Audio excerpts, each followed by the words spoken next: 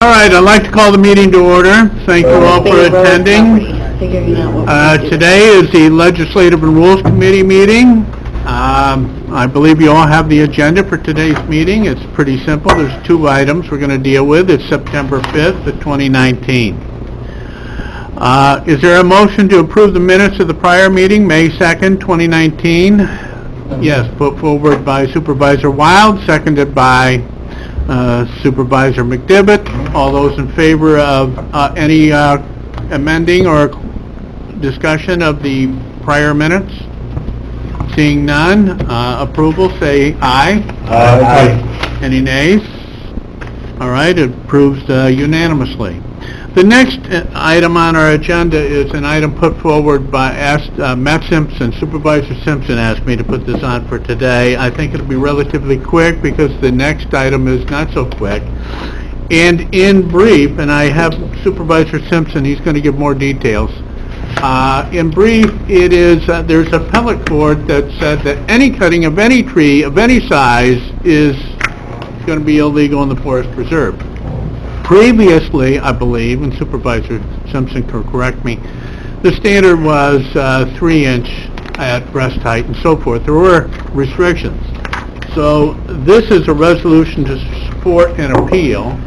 DEC and the Attorney General's office is appealing this, and a resolution would be to support the DEC and the Attorney General's office in appealing this matter. All right, Supervisor Simpson, will you elaborate a little bit more? You need a motion? Chairman, And then we'll I'll recuse myself. Okay. Thank you, Mr. Chairman. As you know, this is something that has halted. This action has halted any of the trail development activities that include cutting of any trees on the forest preserve unless they're a hazardous, dangerous situation. There's, of course, I'm sure you're aware of the overuse issue up in the Keene Valley and the High Peaks. There's a plan to come up with parking solutions that will include the need to cut trees. That currently is not being done because of this decision. A snowmobile trail, a community connector trail has been halted, something that has been in the works for probably 10 years to connect, towns of Minerva, North Hudson, Newcomb, Long Lake, Indian Lake, and that's been halted, and that deals a serious blow to recreational opportunities in the Adirondack Park. And so I'm asking this committee to consider supporting New York State, the Attorney General, and the DEC in their efforts to appeal this decision. This decision will have just untold negative effects on our whole tourism industry in the Adirondack Park. Any questions for Supervisor Simpson while he's up there? All right, seeing none, no further questions. Any questions from the audience? Seeing none, motion was put forward by Supervisor Wild, seconded by Supervisor Leggett. All those in support of a resolution that will be tailored to Warren County, as you can see attached is one for Essex County. We will have one similar, but the intent will be the same. Please say aye. Aye. Any nays? Okay, there you go. Next item. The next item is a discussion, a continued discussion, of the distribution of sales tax in Warren County. I had asked County Administrator Ryan Moore to represent, because I thought he did a good job at presenting the situation.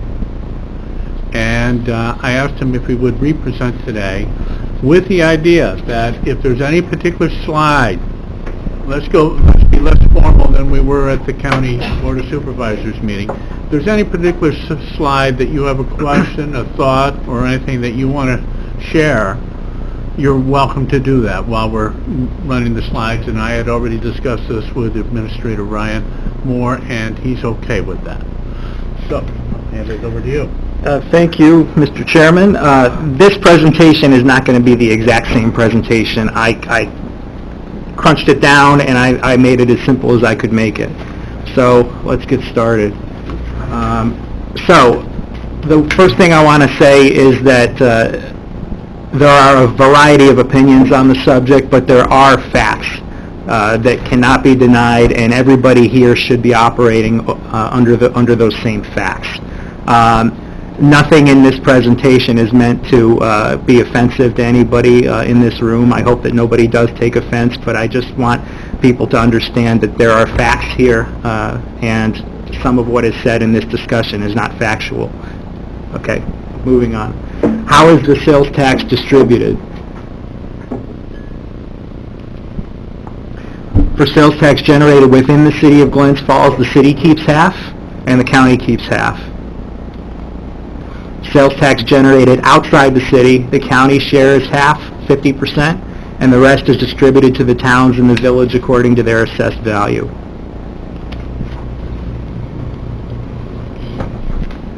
Why did the Warren County Board of Supervisors decide to distribute the sales tax in this fashion?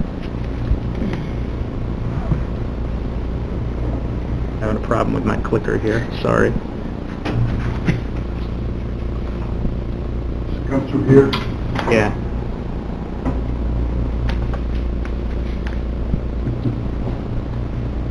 Is there Brad, you gotta get out of the way. is there something else that will work this?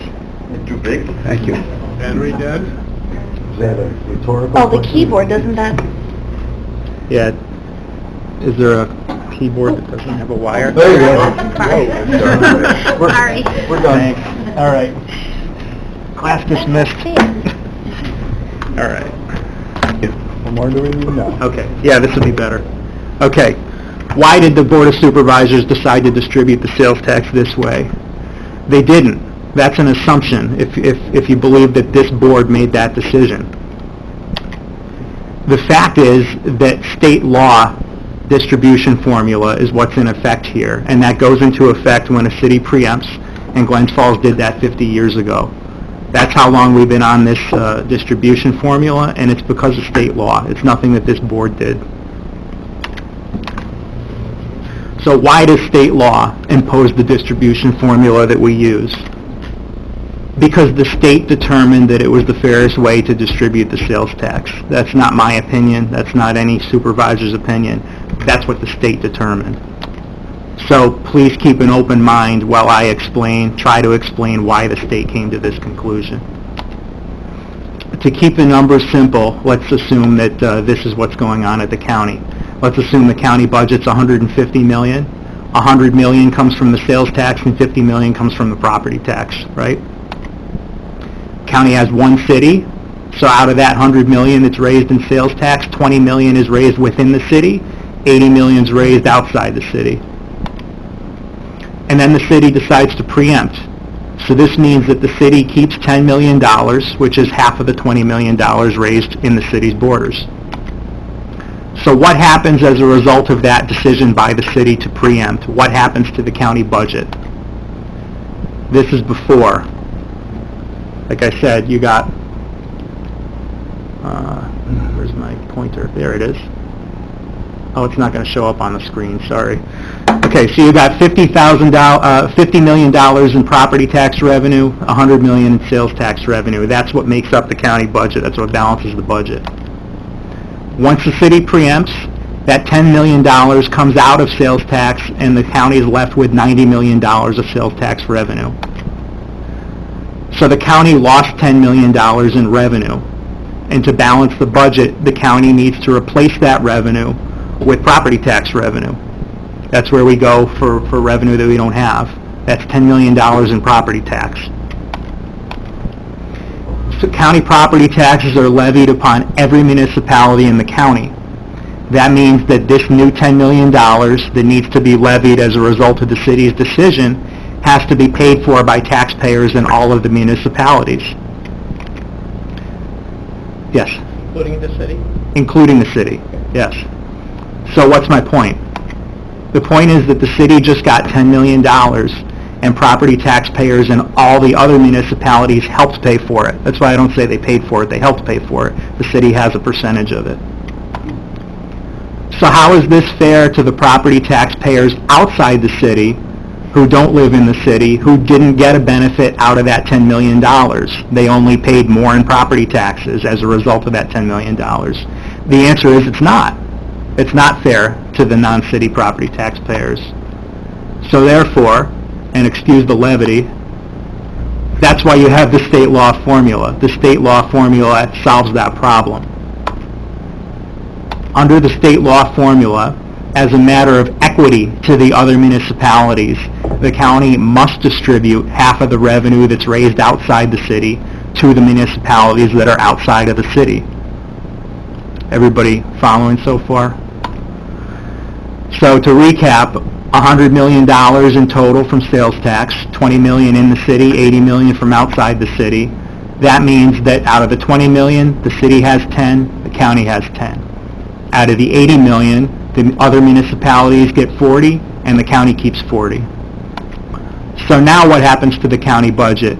That green chunk of the pie is still coming out and going to the city, and now you have that new purple chunk, the $40 million that's leaving the county budget and going out to the non-city municipalities. That means that you're down to, in the red pie, $50 million in sales tax instead of the $100 million that you started with.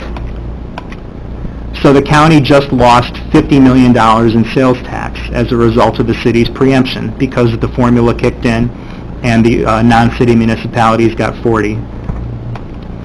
The county tax levy has to increase by that $50 million. And again, county tax is levied on every municipality, and the new $50 million is levied on all municipalities. So before, just to recap, the city would have taken $10 million out of the county budget, and taxpayers outside the city would have helped pay for it despite not receiving a benefit, and that's not fair. Now, due to the state law formula, all the municipalities are getting a benefit, which is sales tax revenue, as their property taxpayers pay for it. Now there's fairness. That's what the state law formula does. So the previous slides demonstrated that when the county lost money because sales tax was distributed, the county had to make up for it by levying property taxes. And this is a fact. The distribution of sales tax causes an increase in county property tax. If taxpayers are paying for a sales tax distribution according to assessed value, it stands to reason that the benefit they receive will also be based on assessed value. If the benefit's based on any other formula, it's unavoidable that property taxpayers in some municipalities are subsidizing the sales tax benefit received by other municipalities. Can you just stop there for a second? Yep. When you say taxpayers are paying for sales tax distribution, oh, I see paying, okay. Yeah. I read that as paying for sales tax. Because sales tax... Obviously, paying sales tax, everyone pays the same amount. You don't get to pay less just because your house is assessed less. Right. $1 in sales tax distribution means an extra $1 in property tax levy is what I'm trying to say. You have to pay for the sales tax distribution in the county budget by raising additional property taxes. And because taxpayers are paying for that sales tax distribution based on assessed value, that's why the state, again, not me, but the state of New York has said they think it's fair that you get the benefit based on assessed value. Well, and Ryan, just to go back, this is more than 50 years ago that the state set this out. Right. Okay. Yeah, this goes back to the beginning of Medicaid. Okay. Now, let's look at it in practice. I'm not going to assign names to towns, but I'll look at 4 towns within Warren County, and these are actual numbers for these towns. Town A is a small town on Lake George with high-value properties along the lake. Town B is a small town, which is larger than Town A. But it has lakes of its own, but it's not Lake George. Town C is a very large town with a suburban feel, and it has many lakes, including Lake George. Not hard to figure out what towns I'm talking about here. You should just label them. Town D is a large town in the center of the county that has no lakes. So Town A has 15.3% of the assessed value and 3.5% of the population. Town B, 3.8% of the assessed value and 5% of the population. Town C, 33% of the value, 42% of the population. And Town D, 3% of the value and 6% of the population. Okay, so in 2018, here's how it broke out. The property tax levy was 43.7, and the sales tax that got distributed around, that's everything received by the city, the village, and the towns, equaled out to 29.7 million. Town A, their taxpayers owed $6.7 million to the county, and the town received $4.4 million from the county. Town B, their taxpayers owed $1.6 million, and the town got 1.1. Town C, they owed $14.4 million, and the town received 9.5. And Town D owed $1.3 million, and they got back 900,000. These are the percentages. Out of that 43.7 that was raised in total, 15.3% was paid by Town A taxpayers, and the town got back 14.7% of the 29.7 million that was distributed. The numbers for Town B were 3.8 and 3.6. 33% Town C, I could have called it Town Q, and they got back 31.6%. And Town D, 3.1 and 2.9. So, this is the impact on the taxpayers, all right?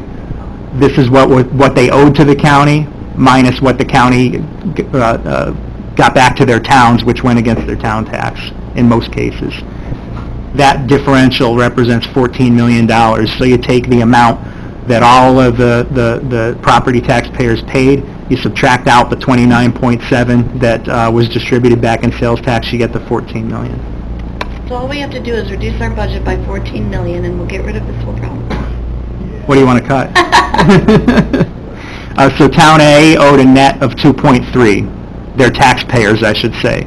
So Town A's taxpayers, at the end of the day, the cost of county government to them was $2.3 million.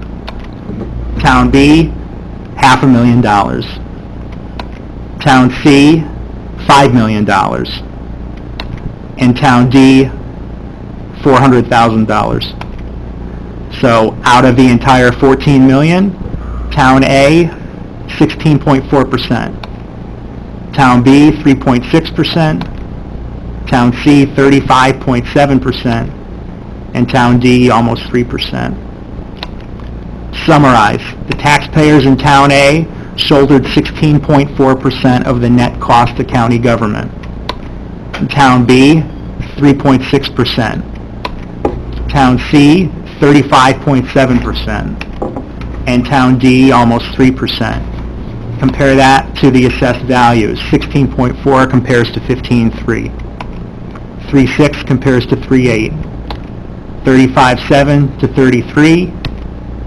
2.9 to 3.1. So it ends up being that because of the formula, the cost that all the town taxpayers are bearing for the cost of county government is roughly equivalent to the assessed value. The reason it's not exactly equivalent is because of the special distribution at Glens Falls, which, not trying to make Glens Falls look bad, I'm just presenting the numbers. So what about future growth? What happens when Town A grows and the other towns don't? Because this has been a point that's been raised. So let's assume that Town A grows in its share of the countywide assessed value. Town B and Town D don't. They lose value because Town A gains at a faster rate than they do. And Town C, let's say they stay the same. So the new assessed values, Town A, let's say they go up from 15 to 18. Town B goes down to 3 from 3.8. Town C stays the same at 33. And Town D goes down to 2.5 from their current 3.1. Here's the new sales tax revenues. Town A picks up $1 million in sales tax revenue. Town B loses $200,000 of sales tax revenue. Town C stays the same. Town D loses $200,000 of sales tax revenue. The question is this fair to Town B and Town D? Again, sales tax distributions are paid for by county property tax levy. You can't have one without the other. So what had to happen on the property tax levy if the towns grew in these fashion, is the question you gotta ask. So the taxes levied on the taxpayers, this is what happens. Town A, because they increased in assessed value, their town taxes go up to 7.9. Their taxpayers pay an additional 1.2 million.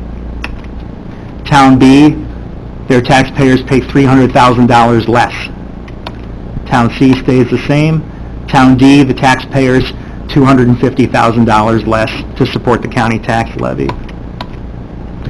So in Town A, remember they got $1 million more in revenue, but their tax bill, the amount that their taxpayers owe to the county went up to 1.2. So they're $200,000 to the bad because of their growth.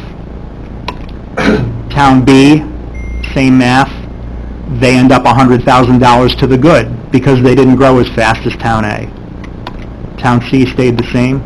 Town D, same thing. They're about $50,000 to the good because their growth didn't keep up with Town A. The question is this fair now to Town A? Now it looks like the inequity is on the Town A side. The answer to that is yes, it is fair to Town A.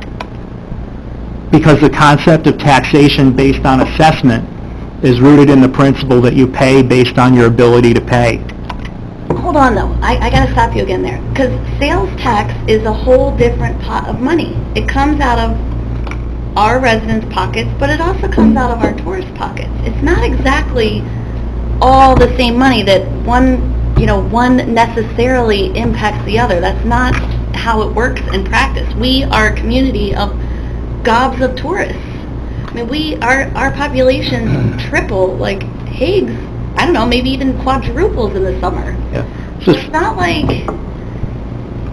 The other point I want to make is that, yes, this formula has been around for a long time, but other communities have changed the way their formula works, and we don't have to stay stuck in the 1960s. We can look at a way that makes it fairer for all of our communities, and I'm going to channel Andrea, who says we shouldn't be, fighting over scraps. We can look at a way that,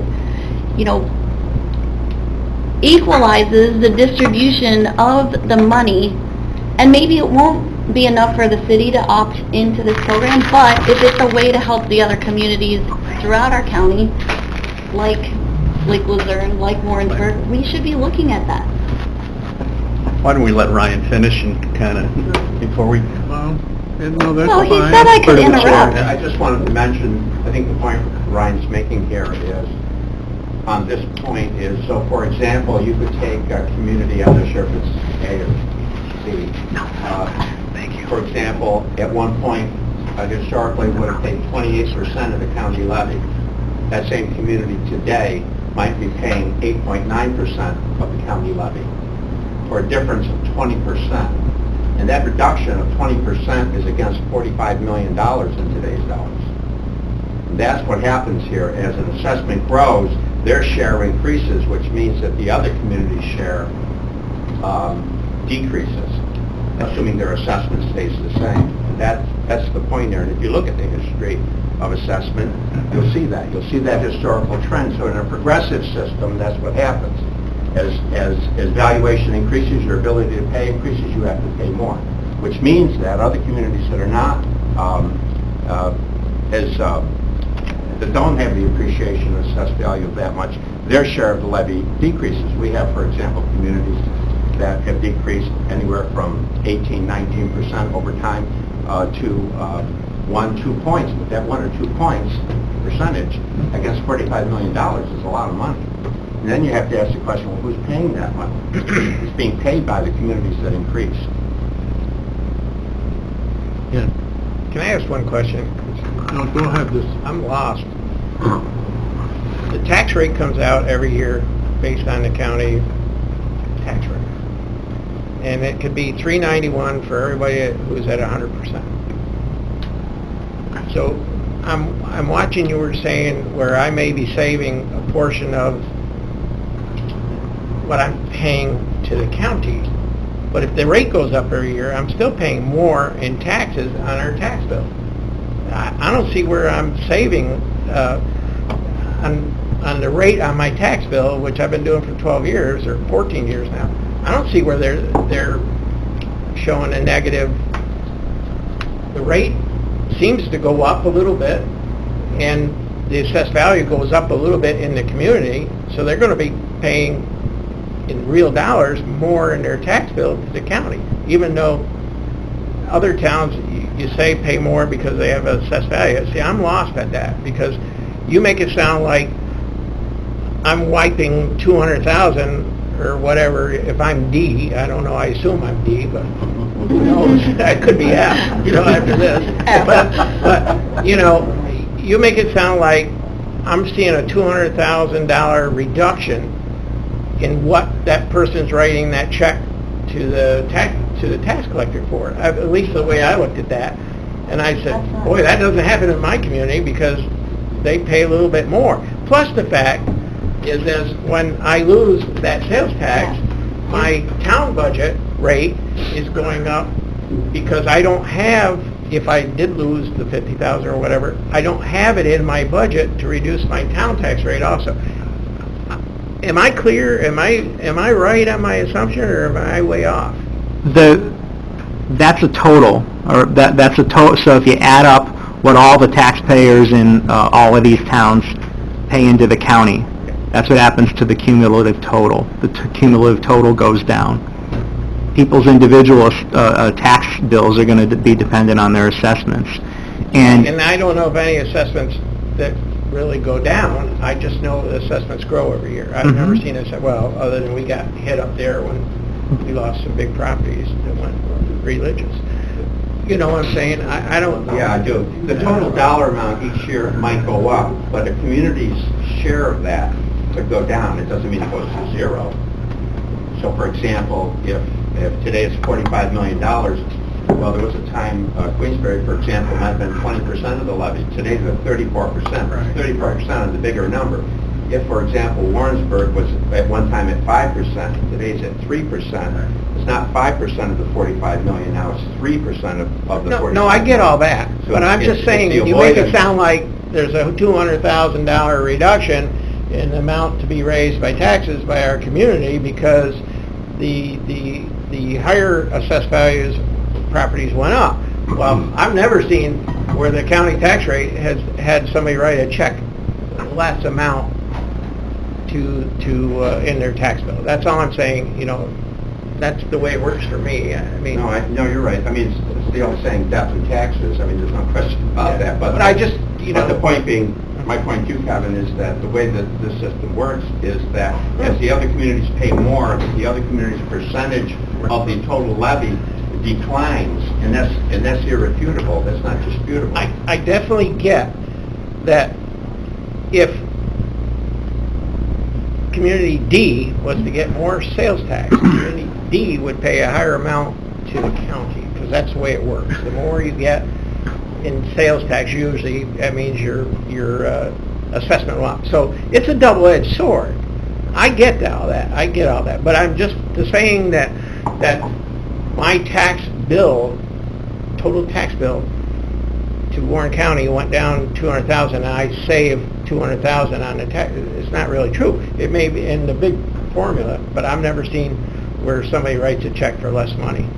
Yes, Supervisor Bramers. Thanks. The other thing I just wanted to ping pong off of your comment is that when your sales tax distribution goes down, that puts a hole in your town budget. It can. Because my understanding is a lot of the towns use that money to help with their town budget. So it's not like it's just county tax dollars. It impacts the town taxes too. We were impacted 2009 because it stayed flat. We don't see the increases that the bigger assessed values go. I mean, if you look at the distribution, that's all I'm saying. I'm just trying to make a point that I'm not seeing $200,000 in my budget. Right, but the point that Claudia's making, just to carry on with that, is that yes, but it's only that revenue that otherwise would have fallen against your county tax. It's not a made-up number. That's what Ryan's representing here, is that it's only that amount that would have fallen against your county tax. It's not a town tax, it's a county tax. Supervisor Wild? And to carry it one step further, if you receive more than your assessed value, then you've lowered your tax levy, and if you've taken it from somebody, you've increased their tax levy above their assessed value. That's the point. Supervisor Wild? Thank you, Mr. Chairman, and pardon my not addressing the chair, I'm going to speak to Kevin.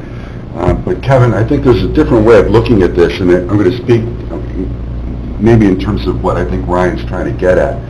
Is he's keeping that $150 million budget constant, and he's keeping the tax levy constant, so he's not thinking year to year and the tax levy goes up to 2%. Exactly. Just keeping it constant.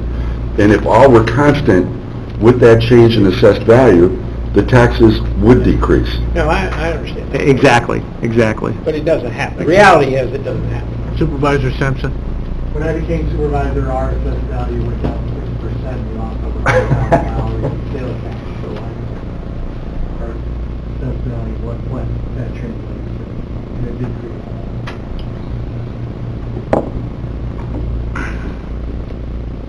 I've been supervisor for 16 years. I've watched the assessment slowly increase by 2 to 2.5% every year for 16 years. Well, it doesn't, obviously, what we pay the county goes down gradually. The sales tax, the state, is steady. But our town tax rate is, pushing $5. Okay. Yeah, Supervisor Molino? So this is all sounds good, that old number is the way it works out, but there's another portion that people are not really concentrating. The amount of money that the towns get back, most of the small towns, this whole thing, right? Tax rate as level as possible. You get some towns that get 4 million, 4.5 million, and you put that towards their budget, plus they need 650,000 in the county to lower their taxpayers rate in the county. Their taxpayers are making out two portions. One, they get a lower rate. The rate is the same, but they get a lower percentage, amount that they have to pay on because they need 650,000. Most of the little towns don't even get 650,000.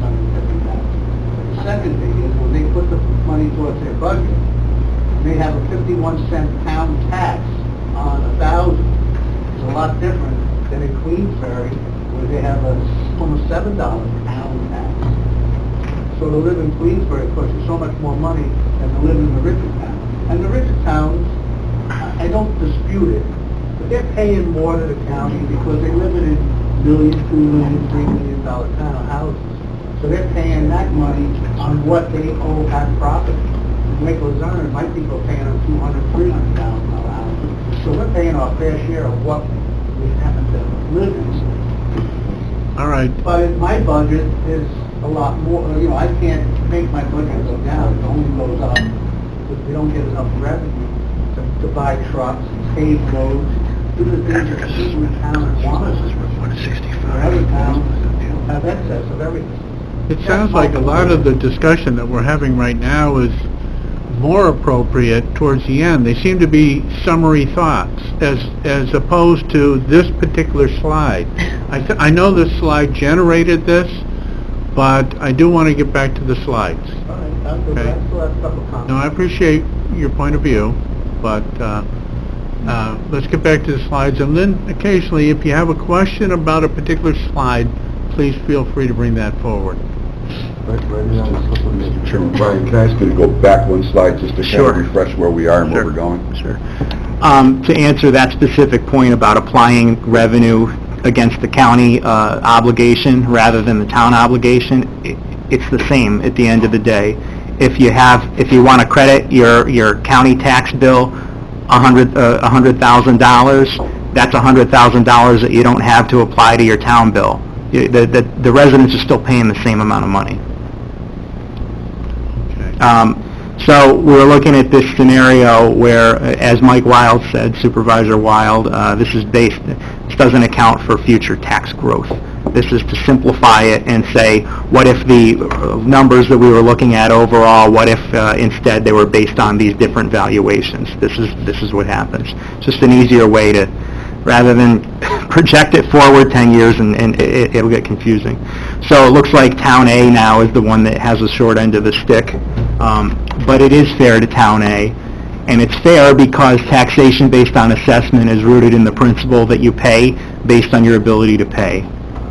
So a rich town, quote-unquote, Town A, that grew at the expense of the quote-unquote poor towns, Town B and D, they end up shouldering more of the cost of countywide government, while the poor towns end up shouldering less.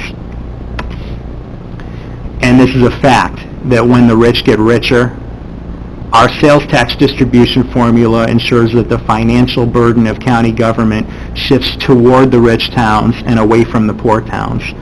Not saying that towns are paying less, but the proportion that they pay, it shifts towards the rich towns and away from the poor towns. And that's why the state wrote the law this way. So what if we ask for state permission to do something different? We can do that. We can carve out our own formula. Let's say, and I know that nobody's advocating this, but let's do it 100% based on population. So Town A would now owe $6.7 million to the county, and they get back $1 million in sales tax if it's based just on population. Town B, $1.6 million that their taxpayers owe to the county, and the town gets back $1.5 million. Town C, their taxpayers owe $14.4, and the town gets back $12.6. And Town D, 1.3 and 1.8. This is based on population. Right, if you base it 100% on population. What about the resort towns? My population What about it? is 10 times what it is during the rest of the year. Yeah, this is based on census population, the year-round. We'll stop right here. Year-round. No, stop. Is this, It ain't flying. just the 50%, or is this including Glens Falls? It's everybody. You would take the full Yeah. sales tax collections and then distribute it 100%, okay. So, look at the amount that Town A's taxpayers owe is still based on 15.3. Only the amount that the town gets back is now based on 3.5 instead of 14.7. Town B, they're still paying 3.8. They're getting back 5 instead of the 3.6. Town C, still paying 33. They're getting back 42.5 instead of 31. And Town D, still paying 3.1, but the town's getting back 6.2. So, under Town A, the taxpayers now owe a net obligation of 5.7 to the county. That's up from the 2.3 that they currently owe. Taxpayers owe a net obligation of $100,000, which is down from the $500,000 that they currently owe. We're not talking about town tax here. This is the county. It's a county budget decision. We're talking about the county, the cost of county government. Town C, the taxpayers in Town C would owe a net obligation of $1.8 million to the county. Under the current formula, it's 5. In Town D, they end up with a benefit of $500,000 from the county, where under the current formula they owe $400,000.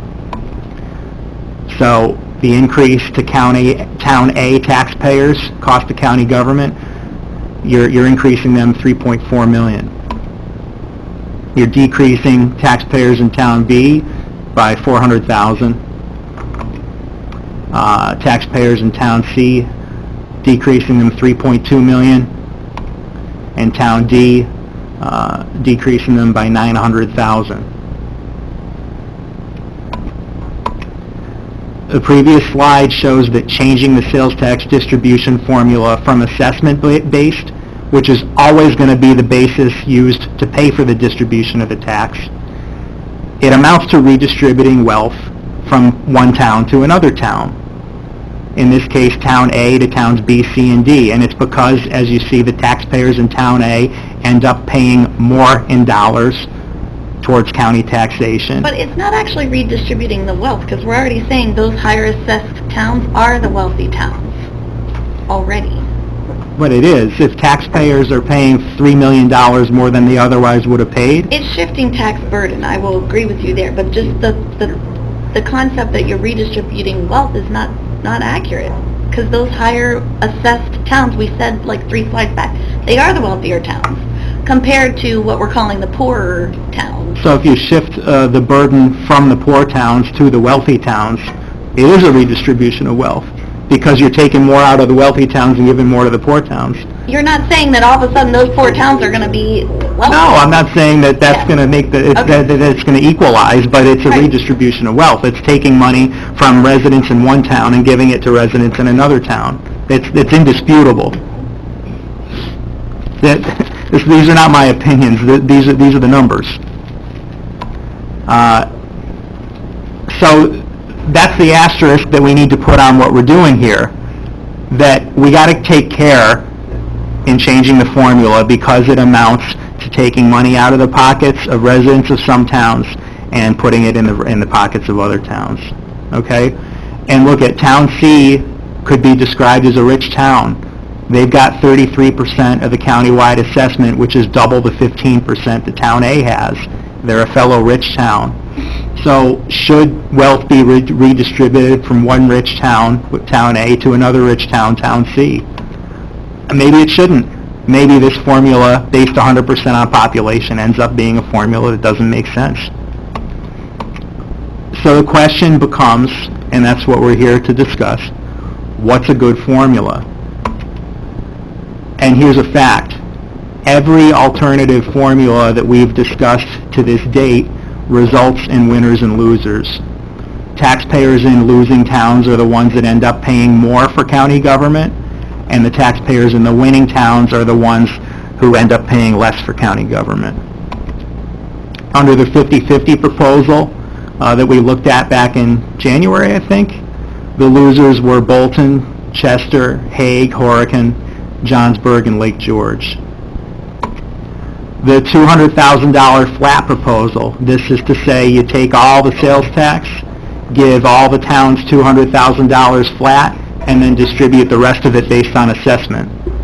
The losers in that formula are Bolton, Lake George, and Queensbury. Cap revenue growth, this is to say the towns are only allowed to have a certain percentage increase in their sales tax revenue, and then they're capped, and it goes into a pool, and you figure out how to distribute the pool to the towns that didn't grow as fast.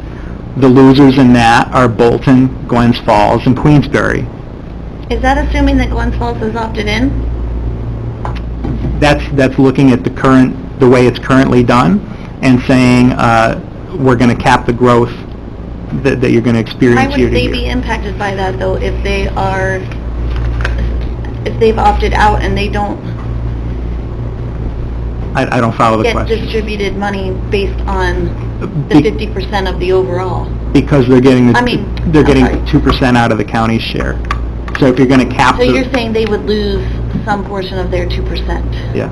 If you're going to cap the real dollars that a community is allowed to grow every year, it's going to end up hurting Glens Falls and Queensbury and Bolton. But just to make something clear, you could not change the formula as long as the city decided to preempt. You have to change it by state legislation. Then you'd have to change it by state legislation. Yeah. Don't we have to do that anyway? If we do any change, don't we have to go to state? Yeah. If you want to do something beyond the 3, is that the question? Yes. If you want to change anything about the way it is now, it's state legislation. Yeah. But what I'm thinking in my mind is that one, the cap revenue growth, the city could continue collecting its sales tax inside the city and get its 50%, plus the 2% under the current formula, and then we do the rest, change the rest of the formula. So you carve out the city. Yeah. Like it is now. If Queensbury supports that, good luck. Queensbury would like to do the preempt.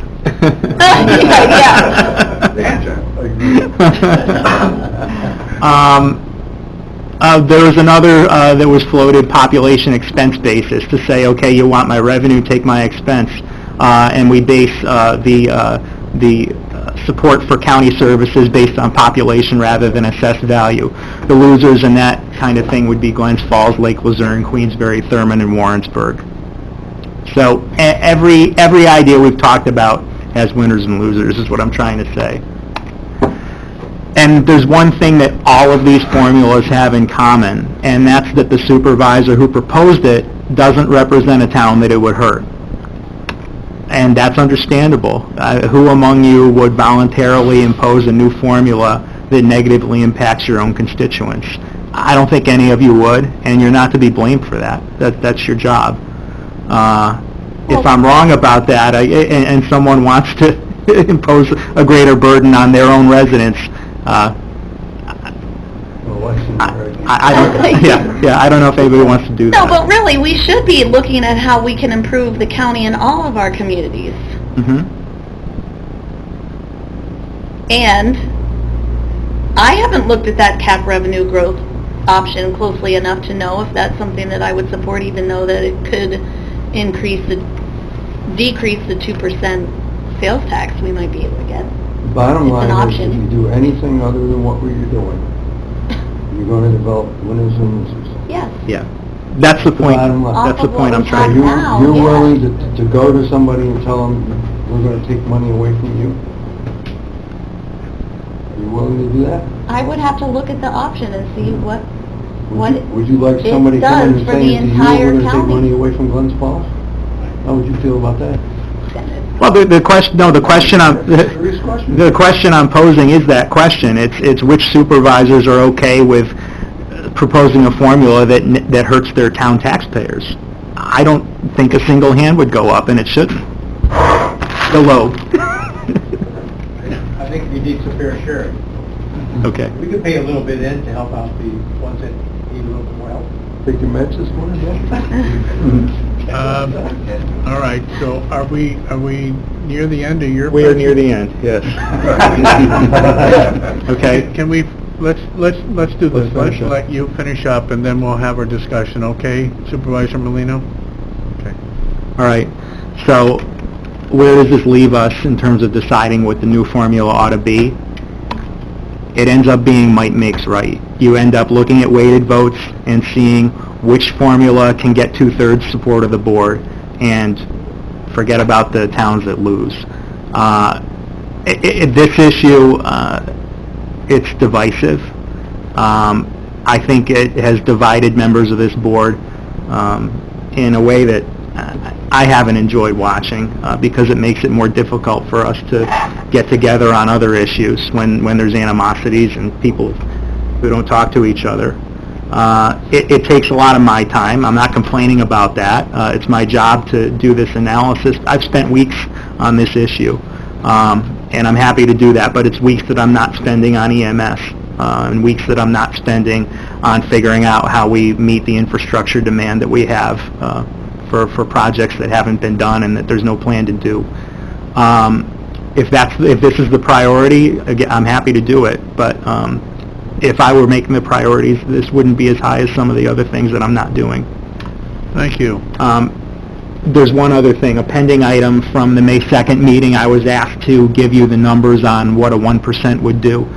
I'm not trying to link these two issues. I don't think that our failure to come up with agreement on the 3% ought to impact the decision on doing an extra 1%.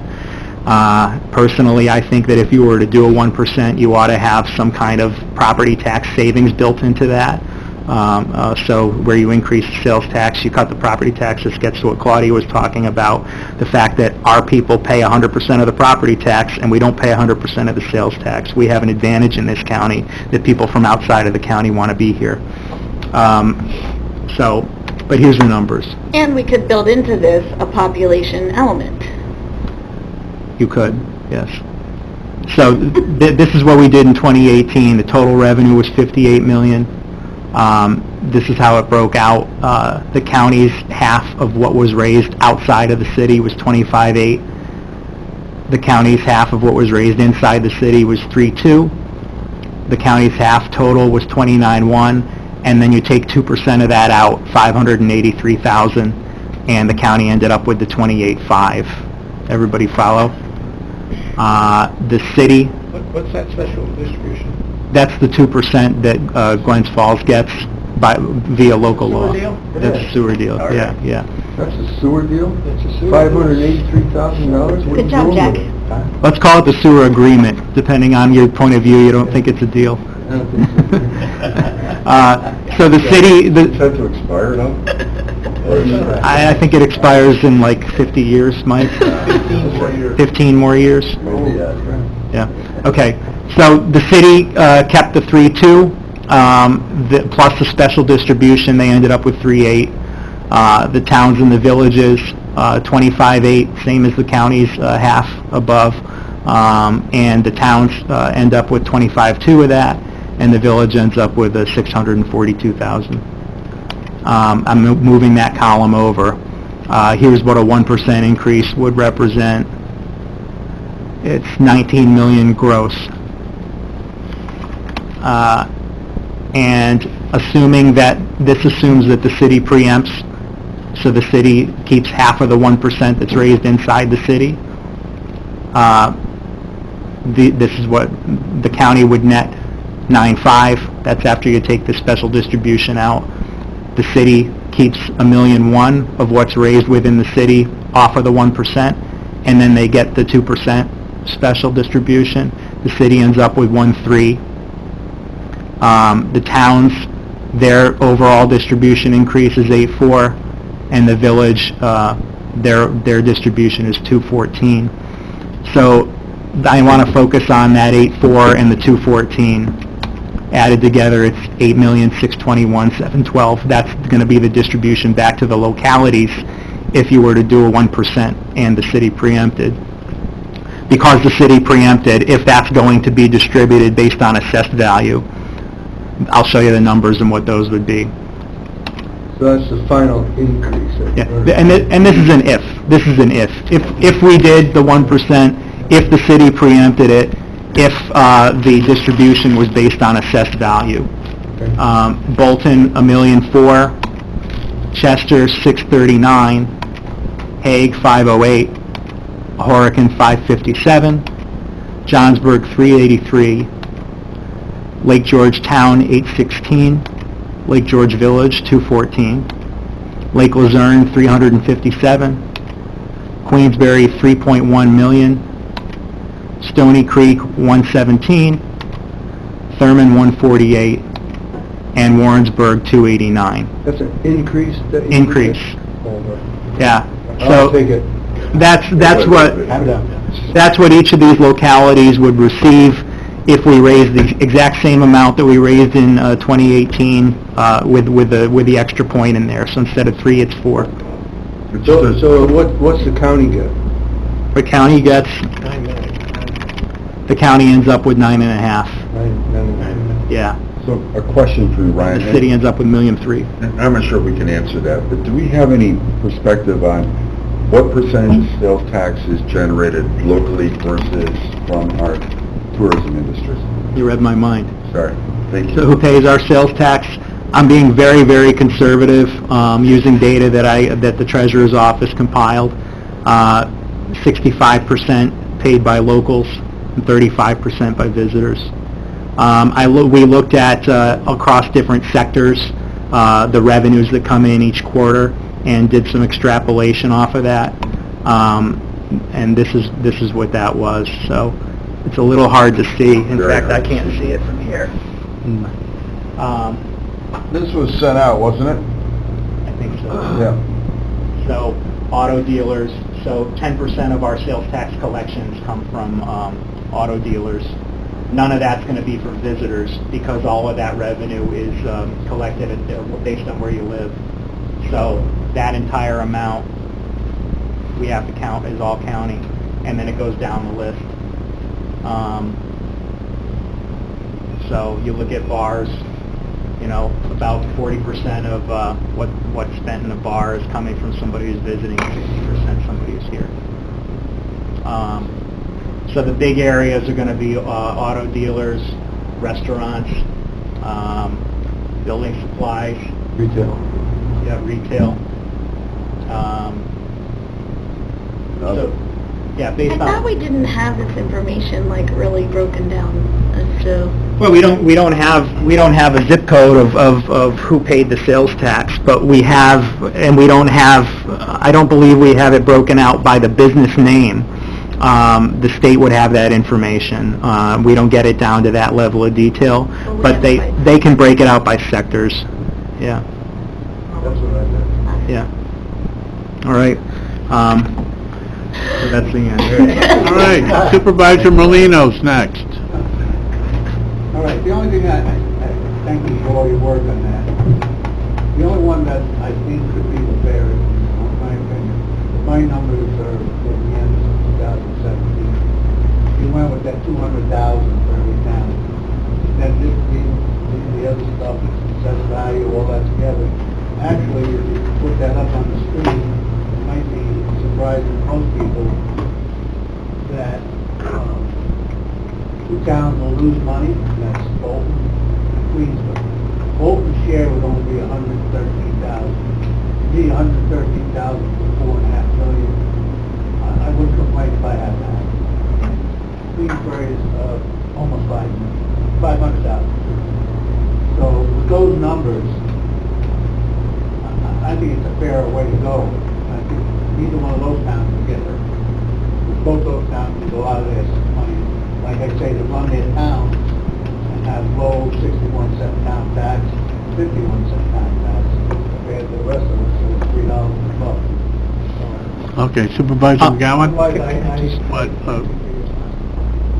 And just a response on that, Gene, my point was not in saying that that's not fair. I'm not making a judgment on that. You didn't have numbers. Yeah, but Numbers, that's more important. yeah, and my only point on that was to say that because Queensbury's a loser, Queensbury's got, I think, 425 weighted votes. Assuming that you get some support from Queensbury, that's what it would take to get 2/3 vote.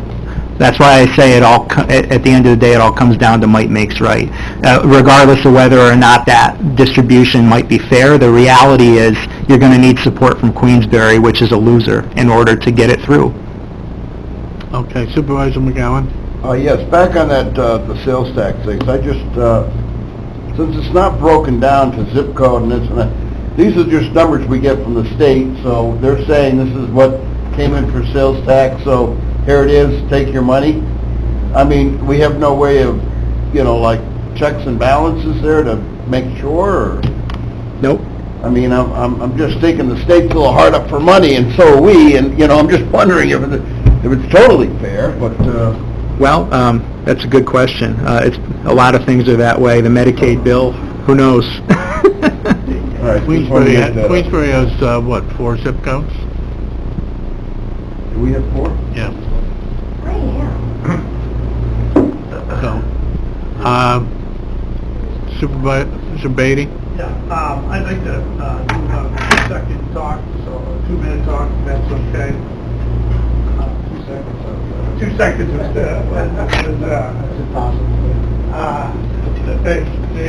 it's probably true. We're all discussing the formulas and so forth, and that's all good.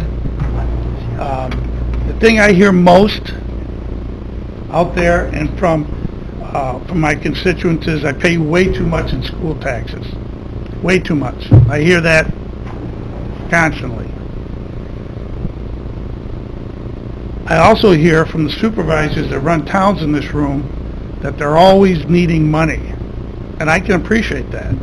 They don't have money for infrastructure problems or projects. They're always saying, hey, can you help me in this and that? I appreciate that. I remember Gene said, I can't even afford a plow blade. Okay, so I get that. So I'm going to propose with Mr. Whitehead a new and dramatic change to this whole process. It's going to blow you away. We're going to keep the current 7% formulation intact, so Mr. Conover and Bolton can do a happy dance, and so can other supervisors, because it's based on assessed value. Everybody's happy. Well, not everybody. Mr. Garrity proposed 50% population, but that I will concur. We keep the 7% as is. But to reduce school taxes, we got to think a little bit out of the box. Now, I run this by, I think, 11 professionals so far, and every one of them said it's a winner. Every single one. But I'm going to give you the overview today, and then I'm going to ask Mr. Chairman to have a presentation for November's meeting for the full board. So today, you're just going to put on your thinking caps. Hopefully you'll come back to me with a lot of, what about this and what about that. So here's how it's going to work. We will take, and I had used 17 million as an additional 1%. Mr. Moore said it's closer to 19 million, but we'll use 17 million only because that's the numbers I worked on. We're going to take that 1% sales tax increase, 7 to 8%. That's $17 million.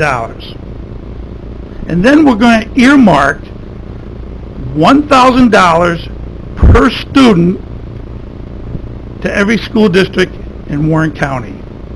Example, Queensbury has 3,000 students. Queensbury School District will get a check from Warren County for $3 million every year. Every year. Glens Falls, I believe, has 1,400 students around there. They'd get a check for $1.4 million, and so forth.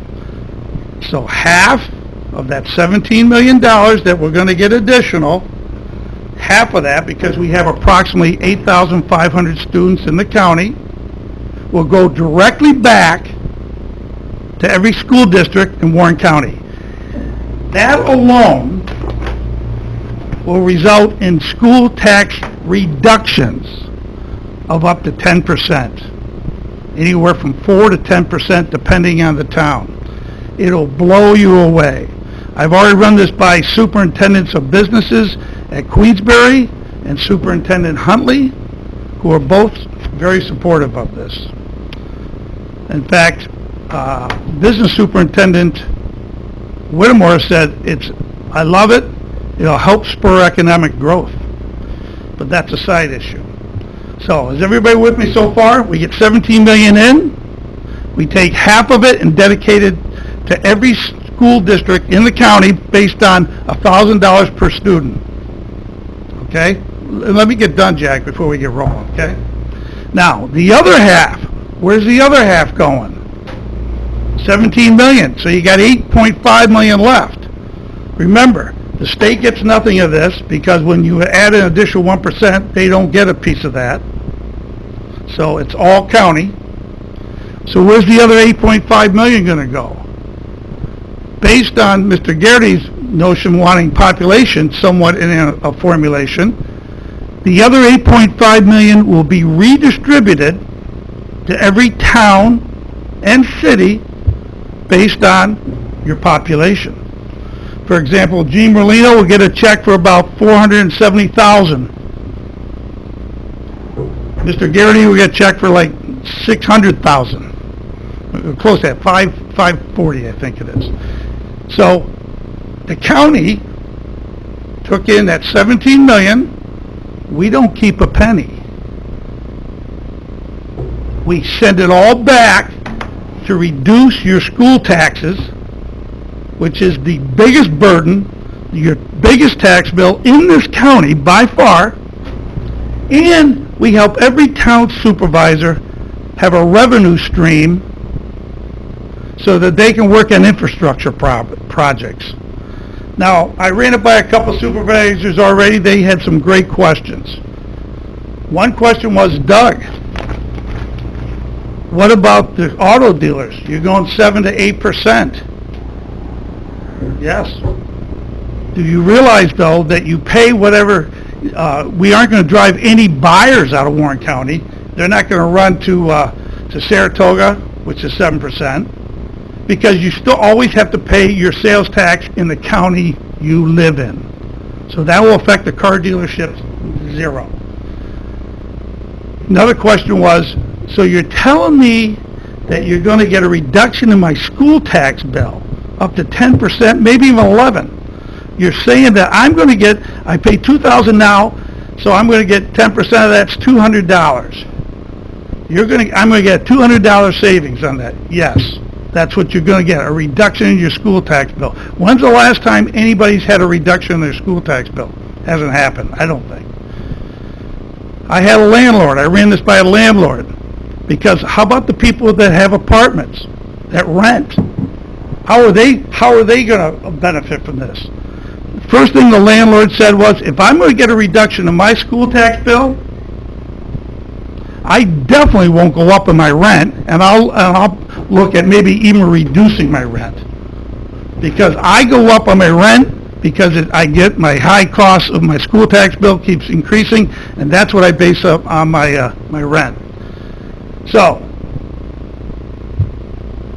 at the end of the day, this will be a major school tax reduction and more money in your pockets. I ran this by a CFP, Certified Financial Planner. He tracks every single dime he spends on everything. Clothes, restaurants, the whole 9 yards. I gave him the preposition, and I said, I'll be back in a week. You tell me if it's a winner or loser for you. I got back to him in a week. He goes, winner. You're going to put $380. This is a family man of three.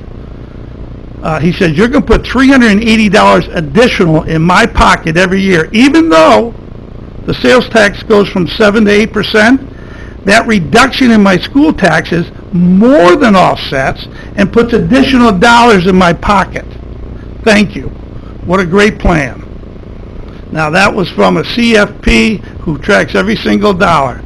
My premise to you is this is going to be a huge winner for every citizen, every town in this county, and in our one city. It will be a major win for all of us. And remember one piece of this. Mr. Moore said 35%. That's very conservative. 40% of all this will be funded by non-Warren County residents. Let me repeat that. 40% will be funded by non-county residents.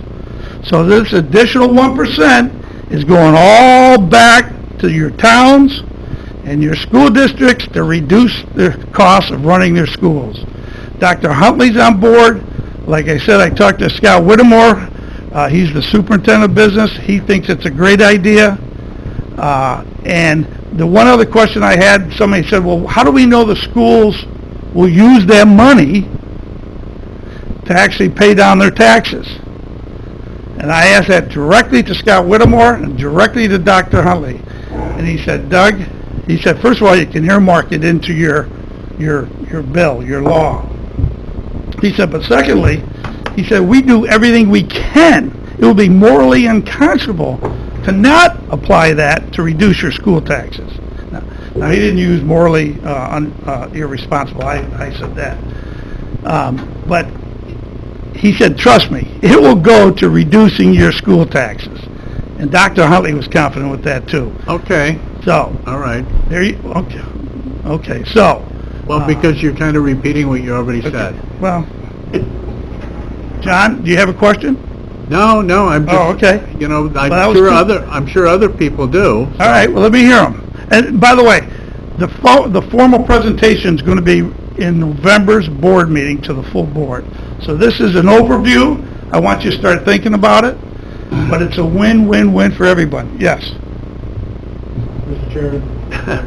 Supervisors, It's up to you, where you want it, if you want to use your committee or... well, you're speaking, go ahead. And then, Other proposal. Supervisor Diamond. The gauge, probably 2/3 of the population in town of Oregon, their real population, their residents, that don't benefit under this, other than on the school tax side.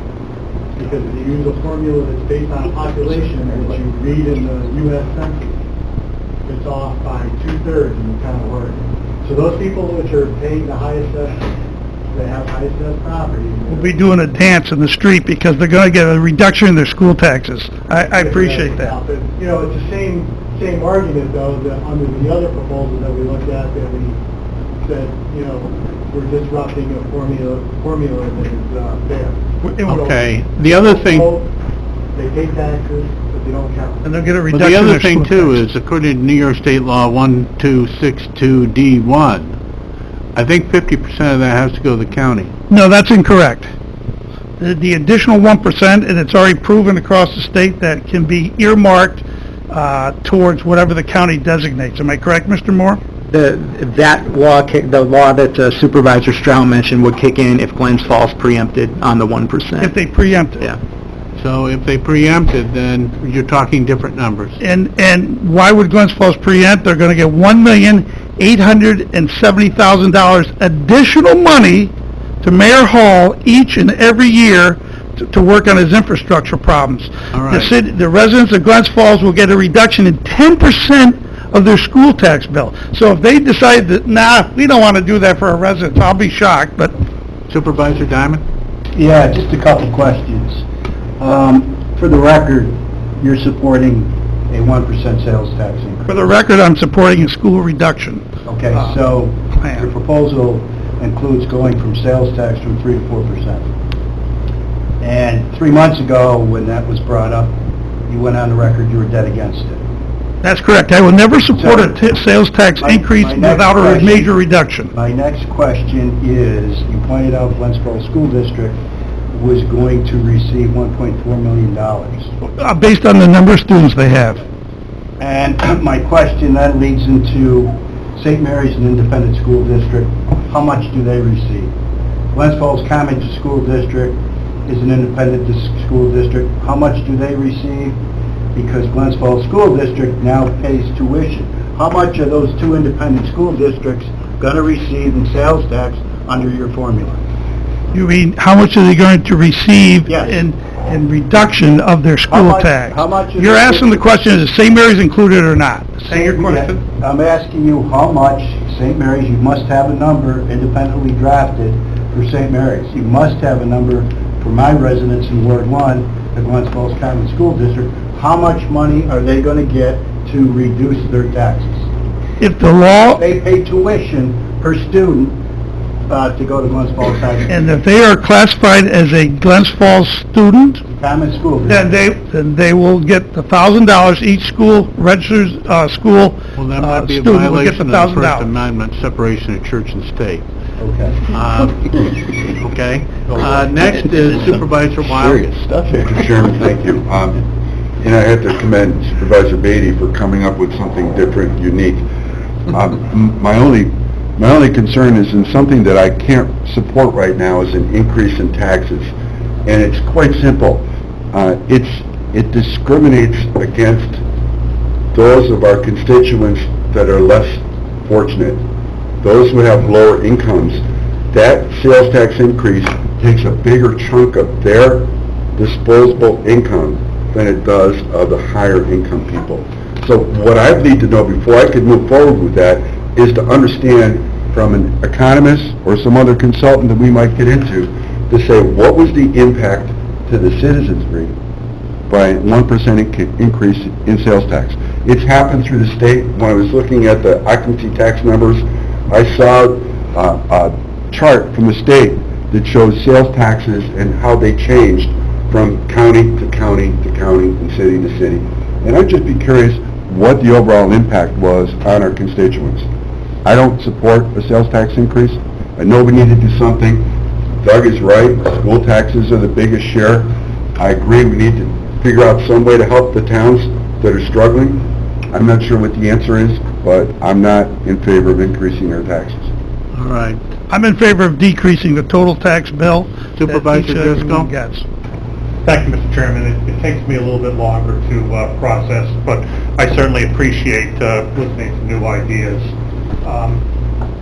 Who benefits Glens Falls School Districts, educate Queensbury residents, Lake Luzerne educates Stony Creek residents, Warrensburg educates Thurman residents. Which towns benefit? Where they're registered as school students, wherever town has them registered, they will get $1,000. Now, we will do the formal plan, like I said, I was giving you an overview today. We'll give you the formal plan in November's board meeting, as long as Mr. Chairman gives us 10 minutes of time on that. And the follow-up to that is also... As long as I get elected. If I don't get elected, then you may have somebody else doing the plan. That was I a think slow you need- pitch, I won't take that. You also need to think about BOCES also. Yeah. We'll have all those smaller details for the major plan. I'm Right. giving you today just an overview, so I'm not gonna take any more questions, because unless we're gonna do the whole rollout of the full plan right now, which I don't have with me. All right, it well, doesn't make Bramer and sense. Conover are next. Do your questions specifically, are there to Supervisor Beatty or general?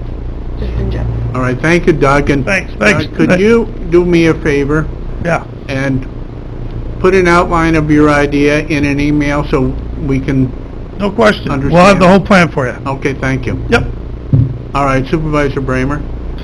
That's all I wanted to say, is that I'm open to looking at this idea. Hopefully, we can find a way that actually reduces overall tax burden if we were to increase the 1%. But I think, I'm open to finding a way that will help all of our communities, as I said in the very beginning.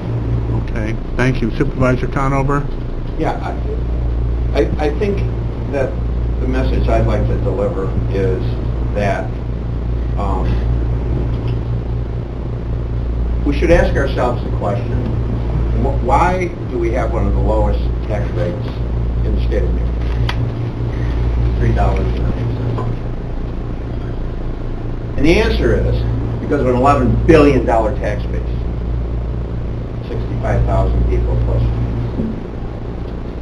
And, just for example,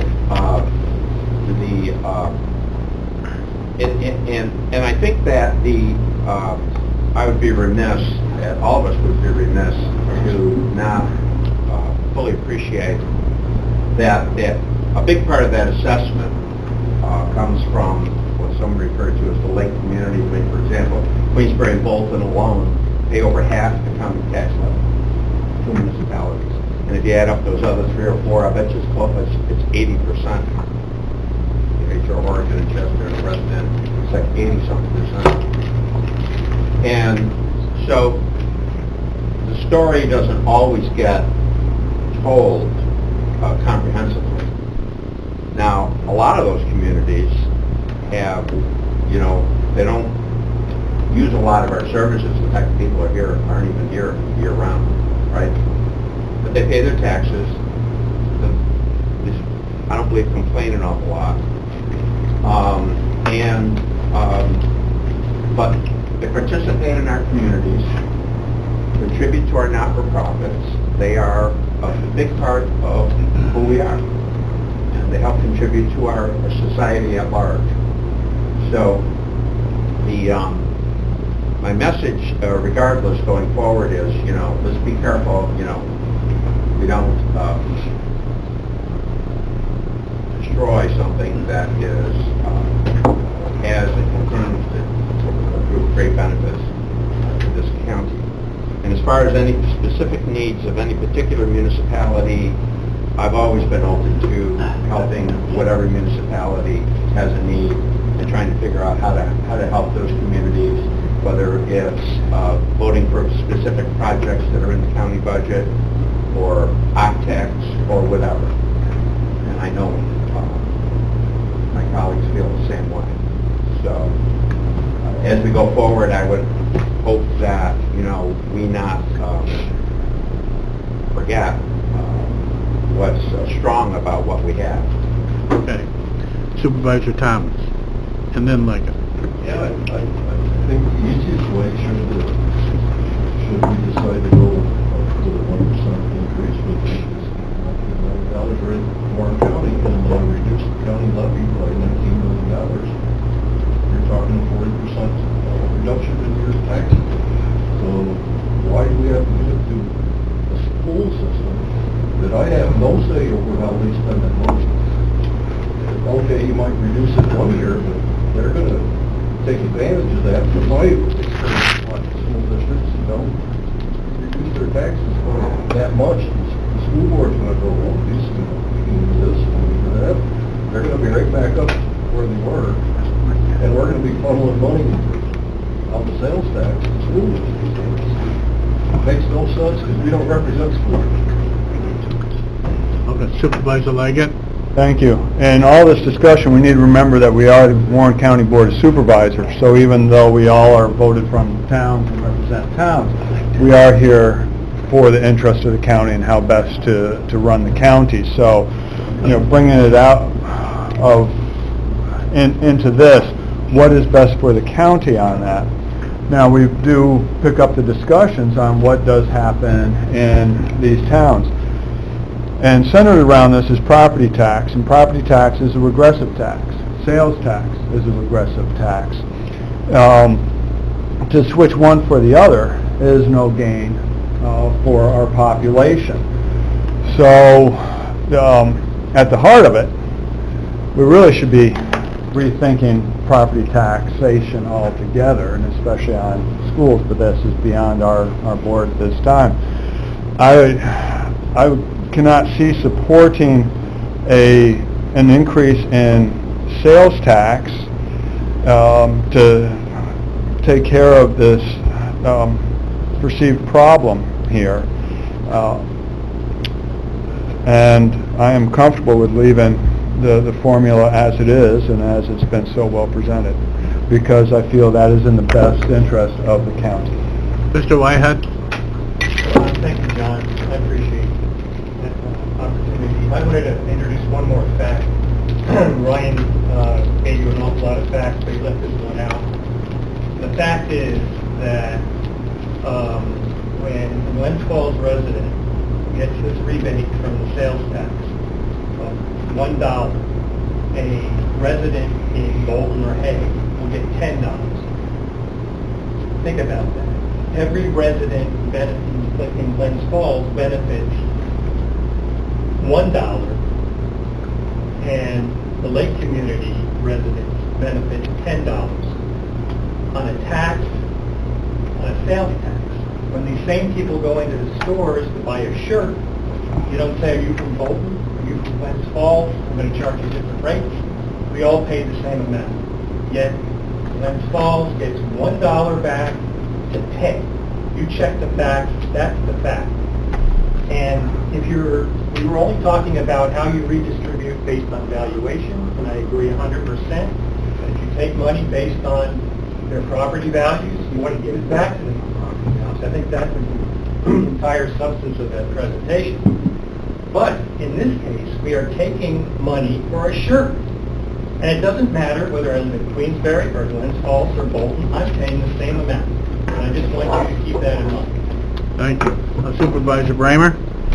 I wanted to respond to what Supervisor Thomas said, and I agree with him. If we are going to increase the sales tax, there is something to be said for keeping that in the county coffers and applying that to our county expenses. We have what we're looking at from Supervisor Conover's capital plan, $200 million? Is that what it is? It's approaching 250. Approaching $250 million of infrastructure projects around the county, and that's all communities, right? We've gotten everyone to participate, and we have SUNY Adirondack in the mix too, that we are one of their sponsors, and we should be supporting them. I don't know if we need to keep all of that 19 million, but a big chunk of it could go a long way. And we should be feeding back into our infrastructure. That's the point of government.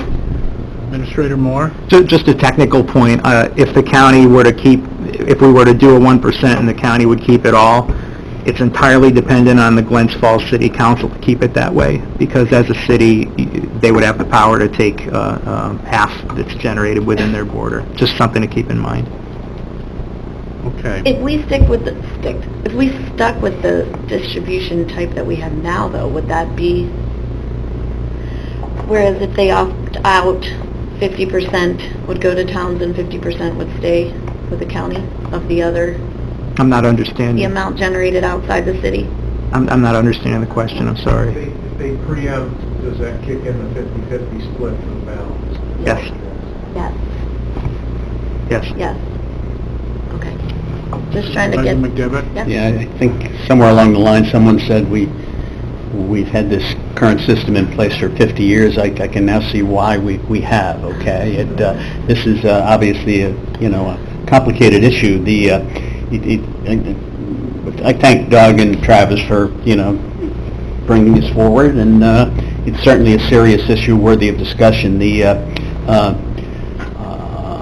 The players involved, I mean, the mayor of the city of Glens Falls, I think Mayor Hall, we need to hear from Mayor Hall in writing. The superintendents of the two major school systems, Glens Falls and Queensbury, we really got to hear from those folks in writing or in person as to their direct feelings are of this plan. So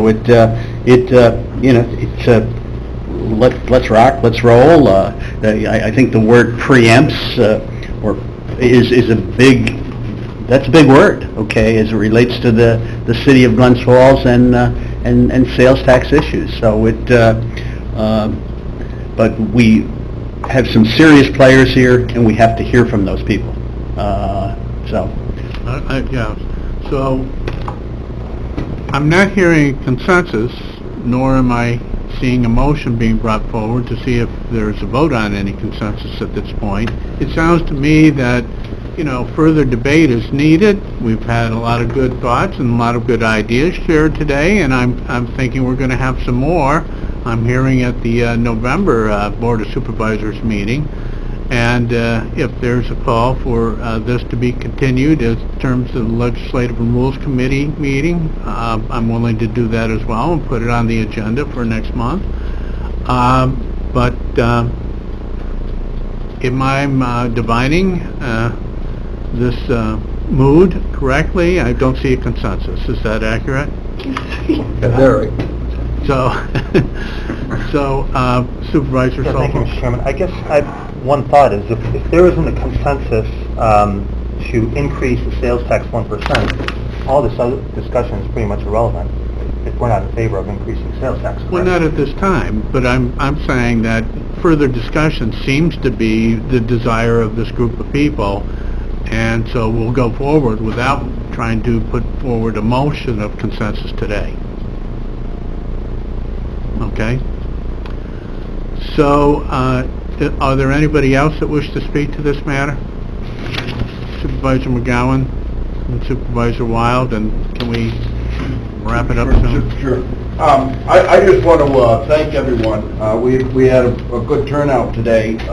It's a hot topic, and I think we held a nice and mature meeting, and not a lot of finger pointing, and the ABCD was very good. Thank you very much, even though I'm pretty sure we figured out who we were. But I think we need to move forward in this discussion with the group here, because it is a topic, and there's a lot that's involved here, and the supervisors are going to have to go out and sell this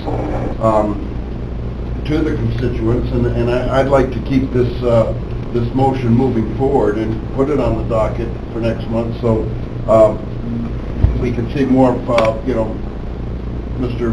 Beatty's, Supervisor Beatty's plan, and have a good conversation like we did today. Okay, thank you. Yeah, Supervisor Wild? Thank you, Mr. Chairman. I'm just trying to bring back to my business days after a meeting. If we're going to meet again, what kind of action items do we have between now and then? I know Supervisor Beatty said he's going to come back with a proposal for us. Do we have any other action items that can help move this conversation along? Maybe a little quicker next time? I'm not sure what they are, but I'm just asking. Well, if you think of any, bring them forward. I did. Here I go, open my mouth again. I did request some kind of economist or some kind of view in terms of what happened to other counties when they've increased their sales tax. Supervisor Moore, can we maybe get together? Not that I want to take more of your time away, but maybe some references or resources in the state that can help me track that down. Yeah, don't promote me to supervisor, but I'll look at that. Oh, I'm sorry. Administrator. You are super. Super more. All right. Just one thing on the board meeting, I'm happy to give 10 minutes for any presentation from anyone at the board meeting. But if we're going to have question and answers, if this thing's going to evolve into like a working situation, it would be best to have a workshop meeting of the board after the regular meeting of the board. But I will leave that to the presenters, if all you want to do is come in and make a presentation, fine. But if what you're looking for is an exchange and it's going to take some time, then I would recommend that we have a workshop meeting. That sounds like a good suggestion, Supervisor Conover, or Chairman Conover. No. I don't think so. That's up to him. He's the chair, he sets the agenda. You having a... So, yes, Can I speak? yes, you can. Hi, I'm Jean Lapper from Queensbury, and just as a local CPA, and I've been attending the meetings recently, and I've been out talking to the neighbors in Queensbury. I think a couple of things, if we talk about action night, which is wild, is, I attended a conference about forecasting sales tax. There were a couple of economists there, nationally renowned. I came to the Association of Counties meeting back at Finance School back in May, and they talked about how counties should be forecasting their sales tax. And that isn't all we heard tonight or today was, based on 2018 numbers, and obviously the economy has been very good in 2018, but by all accounts, in the next 18 to 24 months, things will slow down. So what happens in that case, and maybe projecting out what the impact will be. And the other thing I didn't hear much focus on was the 65%, which is almost $12 million, that will be borne by residents. So you're taking, and if the economy does slow down, the area that will slow down is how much sales tax comes from visitors, not from the residents. So I think like a little more due diligence about projections and planning maybe over the next. And there are resources available to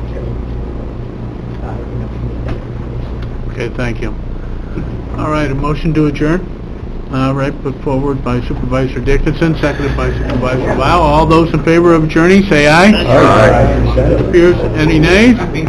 Unanimous. Actually went a lot better than